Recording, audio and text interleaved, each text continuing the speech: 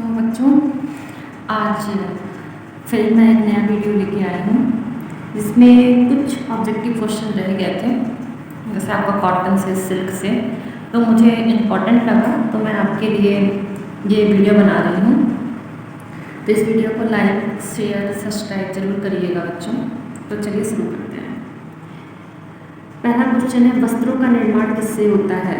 तो वस्त्रों का निर्माण हमारा रेशों से होता है। दूसरा क्वेश्चन है, वनस्पति जगत में जनित रेशों की रचना का मुख्य भाग होता है। तो वनस्पति जगत से है तो हमारा सेल्यूलोज होगा। कपास के पौधे से जिन तंतुओं को निकाल कर मशीन में भेजते हैं उसे क्या कहते हैं? तो उसे बिनौले कहते हैं।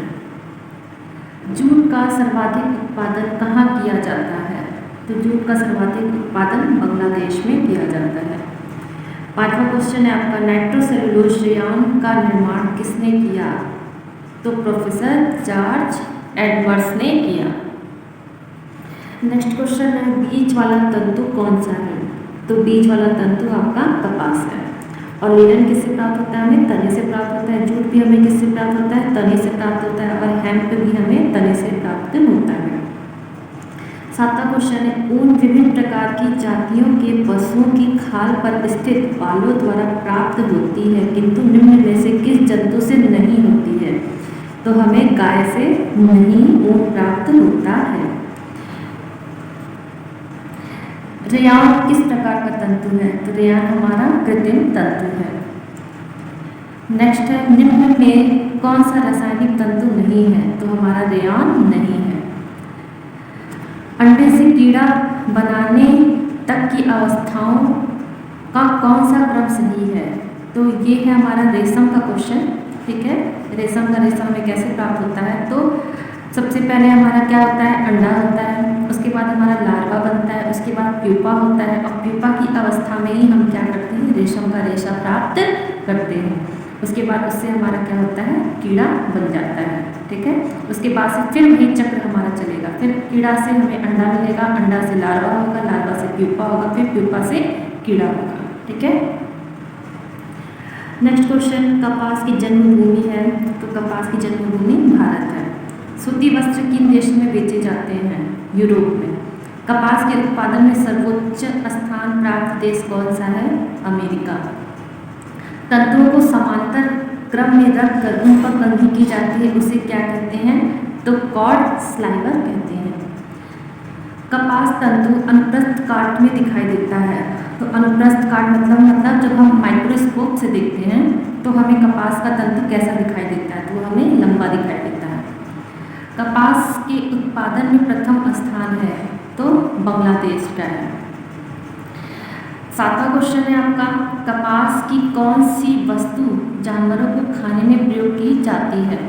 इसका आंसर होगा बीज की खली। नेक्स्ट क्वेश्चन, लिनन से, लिनन वस्त्र की सतह पर क्या नहीं होते हैं?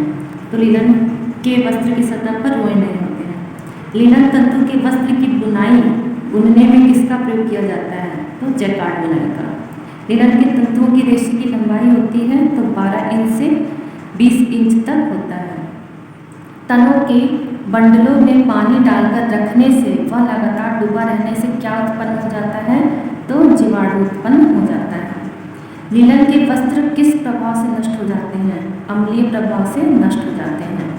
लगभग 10,000 पूर्व लिनन के रेशों का प्रयोग कहाँ मछली पकड़ने के जाल में करते थे? तो यूरोप में करते थे।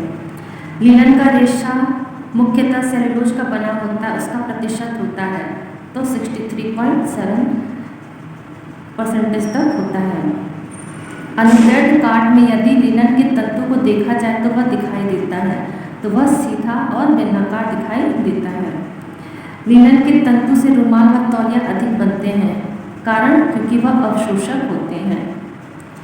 लिनन की खेती के लिए सन फ्लैक्स बोने का समय है तो अप्रैल और मई में फ्लैक्स बोने का समय होता है। नेक्स्ट क्वेश्चन है बच्चों, रेशम किस वृक्ष के कीड़ों से प्राप्त होता है? तो शहतूत के पेड़ों से। रेशम के कीड़े क्या होते हैं? ये शहतूत की पत्तियां ही सिर्फ और सिर्फ खाते हैं। वस्त्रों का राजा कहा जाता है तो वस्त्रों का राजा कपास को कहा जाता है। अगर यही वस्त्रों की रानी की बात की जाती तो उसका आंसर क्या होता हमारा? रेशम होता। 18वीं शताब्दी में रेशम का उत्पादन कहाँ किया गया था? तो स्पेन में किया गया था। आधुनिक युग में वैज्ञानिक विधि से उत्पन्न उन्नत रेशम का उत्पादन सर्वप्रथम कहाँ हुआ? तो जापान में हुआ। भारत में सिल्क उत्पादन कहाँ प्रमुख रूप से किया जाता है? तो कर्नाटक व जम्मू कश्मीर में। कौन सा वस्त्र अपनी सुंदरता तथा कोमलता के कारण वस्त्रों का राजा कहा जाता है? तो यहाँ पे क्वेश्चन गलत है बच्चों, वस्त्रों की रानी कहा जाता है तो उसका आंसर होगा हमारा रेशम। रेशम के तंतु का उद्भव ईसा से लगभग कितने वर्ष पूर्व हुआ था? तो 2000 वर्ष पूर्व पहले हुआ था। आधुनिक युग में वैज्ञानिक विधि से उन्नत रेशम उत्पादन प्रथम स्थान किसका है? जापान का। रेशम के कीड़े का जीवन चक्र कौन सा सही है? तो सबसे पहले हमें अंडा होता है, फिर लार्वा होता है, फिर प्यूपा होता है, फिर कीड़ा होता है। निम्नलिखित में से कौन सा स्वनिर्मित रेशम नहीं है? तो यह होगा हमारा कता हुआ रेशम। नेक्स्ट क्वेश्चन है बच्चों, नायलॉन के वस्त्र किस विधि से तैयार किए जाते हैं? तो नायलॉन के वस्त्र रासायनिक विधि से तैयार किए जाते हैं। नायलॉन की खोज में सहयोग किस वैज्ञानिक ने दिया था? तो डॉक्टर वेलेस एच केराथस ने दिया था। नायलॉन के गुजरी वस्त्र सभी स्थानों पर किस सन में बिकने हेतु उपलब्ध हो गए थे? तो 1940 में। नायलॉन धागे का सार्वजनिक रूप से निर्माण किस सन में हुआ था? तो 1938 में। एक प्लास्टिक रेशा है तो प्लास्टिक रेशा हमारा ऑर्लॉन है। फाइबर ग्लास का निर्माण किस सन में हुआ था? तो 1931 में हुआ था। एक क्वेश्चन इसमें से देखिएगा बच्चों, जादुई रेशा की संज्ञा दी गई है तो इसका आंसर आप लोग मुझे बताइएगा। पहला आपका है रेयॉन, दूसरा है नायलॉन, तीसरा है टेक्टॉन और चौथा है ऊन। तो इन चारों में से कौन सा सही है आप मुझे कमेंट करके जरूर बताइएगा और कमेंट करिएगा। अगर आप गलत होंगे तो मैं उसे सही कर दूँगी, कमेंट करके उसका रिप्लाई करूँगी। ठीक है, तो बच्चों मैं अभी एक वीडियो और डालूँगी जिसमें आपको मैं ये बताऊँगी कि कौन सा वस्त्र कहाँ पे प्रसिद्ध है, क्योंकि ये आपके फैशन एसेसरीज में, fashion designing and craft designing में और फैशन एसेसरीज में पूछा हुआ है। तो मैं आपको अभी एक वीडियो और डालूँगी, उसे ज़रूर देख लीजिएगा जिससे आपका कल पेपर है उसमें आपको हेल्प मिलेगी। थैंक यू बच्चों।